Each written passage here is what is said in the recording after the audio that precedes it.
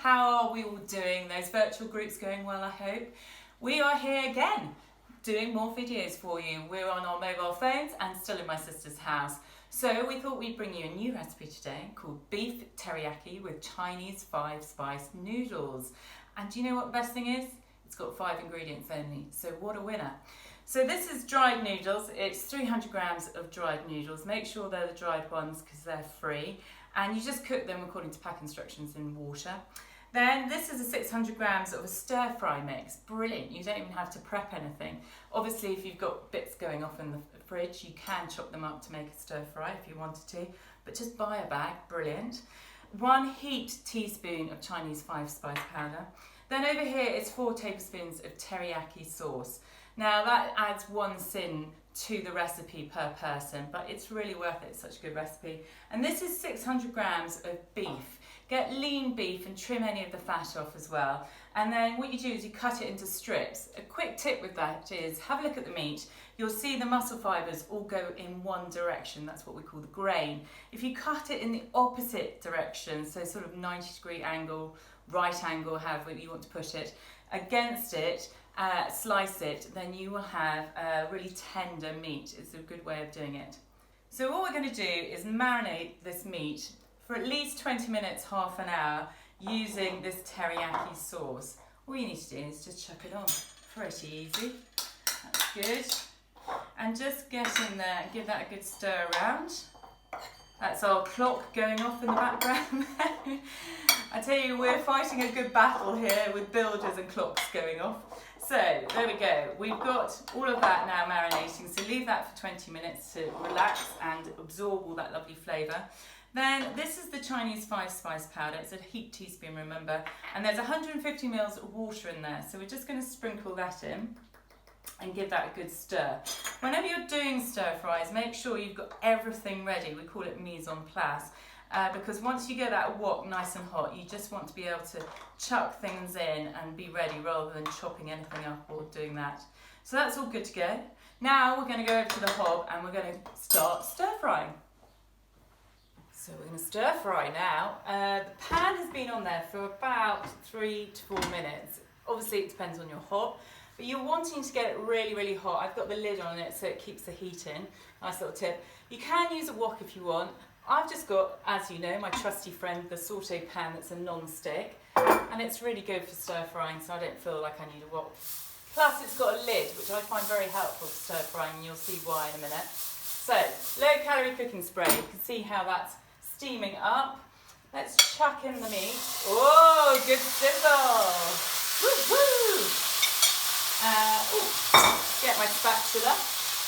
Now, don't play around with the meat too much. You want it to caramelise, okay? So keep it over really high heat and just give that sort of say 30 seconds before we stir fry it.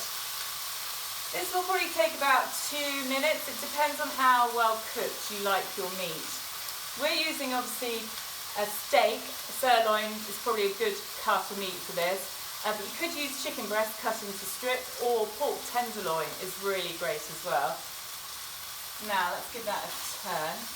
Oh yeah, it's starting to caramelise with that lovely teriyaki sauce in there.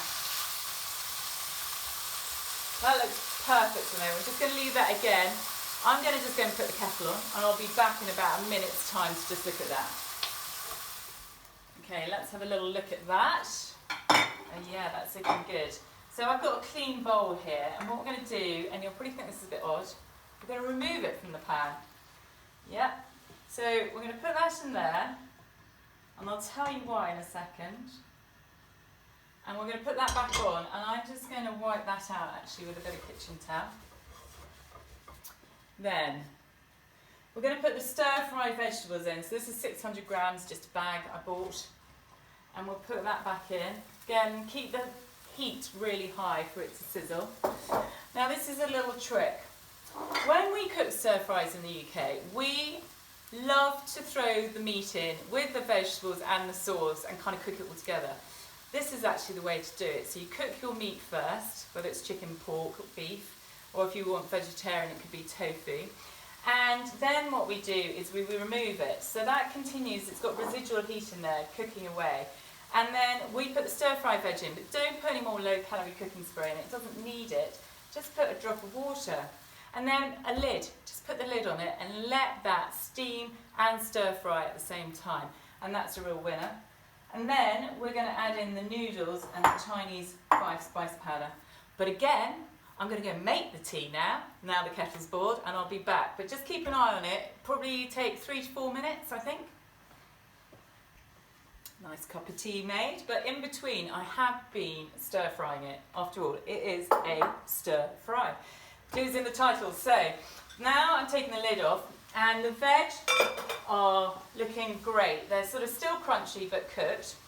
And what we're going to do is add in the 5-spice powder water, which doesn't look very nice, but believe me, it's going to come together to make a delicious sauce for the stir fry. Then what we're going to do is add the meat back in with the noodles. And bear in mind these noodles were cooked earlier. So we're going to put those all in. Oh my goodness, there's a lot there. I'm not sure my pan will take that. Yeah, the pan will try. We'll try. And then you might want to get another utensil to help you with that and to stir fry that together.